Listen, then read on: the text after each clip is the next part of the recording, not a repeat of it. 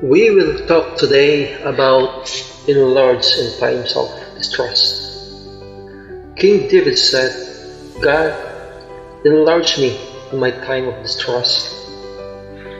He didn't get enlarged in the good times. He was enlarged when things were not going his way. As a teenager, he wanted to be out having fun with friends, but he got stuck taking care of his father's sheep. Day after day, while he was out there alone in the sheepherds' field, with nobody to talk to, it looked as though he would never accomplish his dreams. But those years in the lonely fields were what helped prepare him to become a champion. When David killed Goliath, the people called him an overnight success. But the truth is, it didn't happen overnight. It happened because he went through the dark places with a good attitude.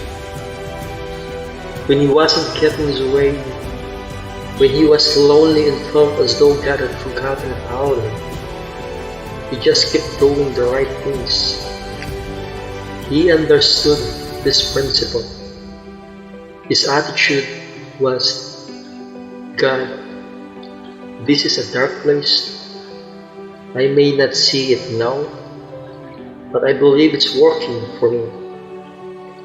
I'm getting stronger.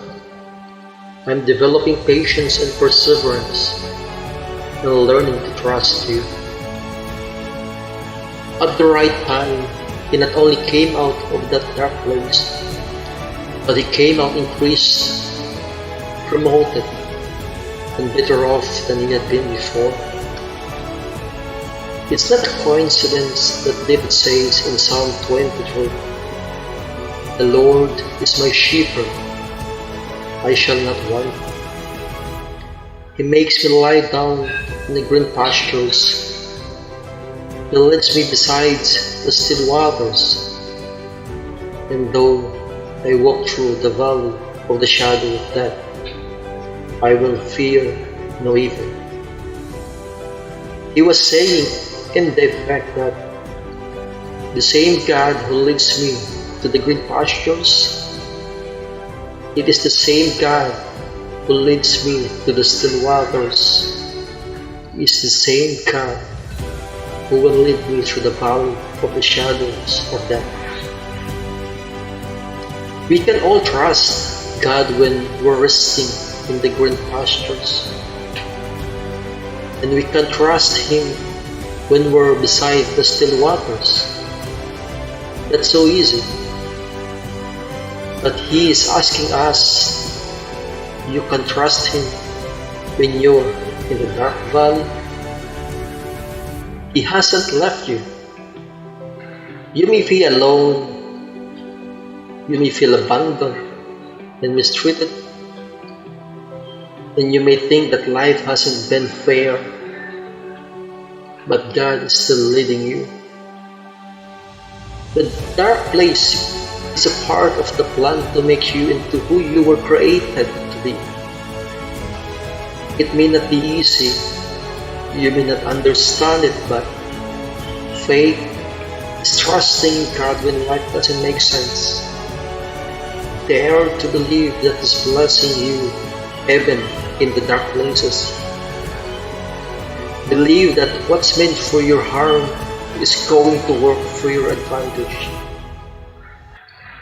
David went on to say, after you go through the dark place in the valley, God will anoint your head with oil. He'll prepare a table before you in the presence of your enemies, and your cup will run over. Notice that you have to go through the valley to enjoy the table set before you. You have to go through the loneliness, through the sickness, through the betrayal before you get the fresh anointing, the new beginning.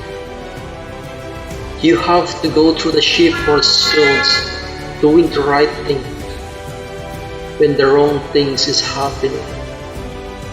You have to go to the job where you're not being treated right, through the struggle, the lack, before you make it where your cup runs over.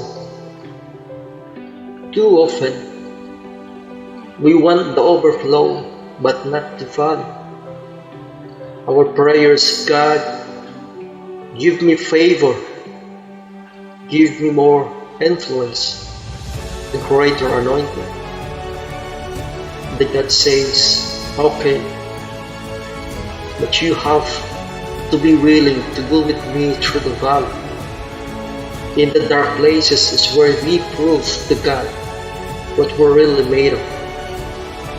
Can God trust you with more of His favor, with greater influence and more resources?